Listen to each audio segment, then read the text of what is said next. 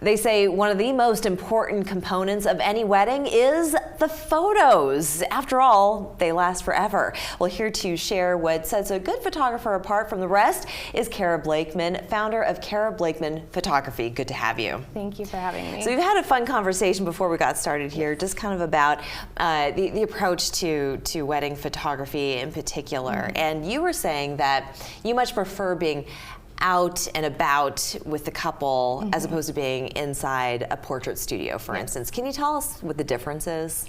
So with the studio, you have consistent lighting like we have here, and it is fun and it's nice, but I really love getting outdoors to challenge myself and finding places that my couples love as well. Especially Charleston has so many beautiful spots, but it's also a very popular proposal location or date location, and it's very sentimental to a lot of people getting married here. So I like to go places that mean something to them, whether or not they've been there before or not. It ends up being a special place they can come back to. So that's always nice to get to be a part of that. Yeah, when we talk about Charleston weddings and engagements, we think of historic places, water, and trees. Yes. So are those always the three major components? Yes, and that's my question usually. Do you want crepe myrtles? Do you want angel oaks? Do you want water scene? And they say all of it. Yes, and usually they will end up choosing between cobblestones and the water. Okay, do you want water or cobblestones? Cobblestones, definitely. Isn't that so interesting?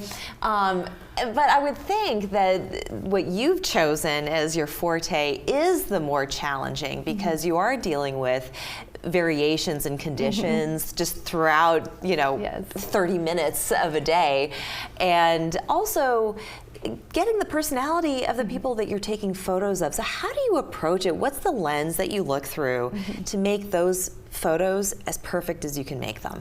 During the consult, I like to get to know my couples a little bit. Usually I'm only speaking with the bride, and that's totally fine. Sometimes the groom will hop on there, but that's a moment for me to get to know who they are. And that way, engagement session, we've already somewhat met. They feel more comfortable with me.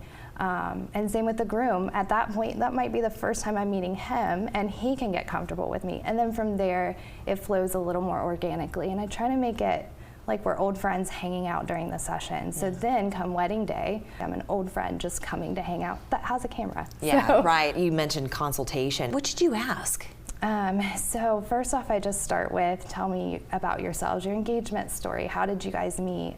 And then after that, we go into the actual wedding day. I'm like, tell me something that is most important to you on your wedding day. And at first they think I mean a photo. And I try to explain, no, not a photo.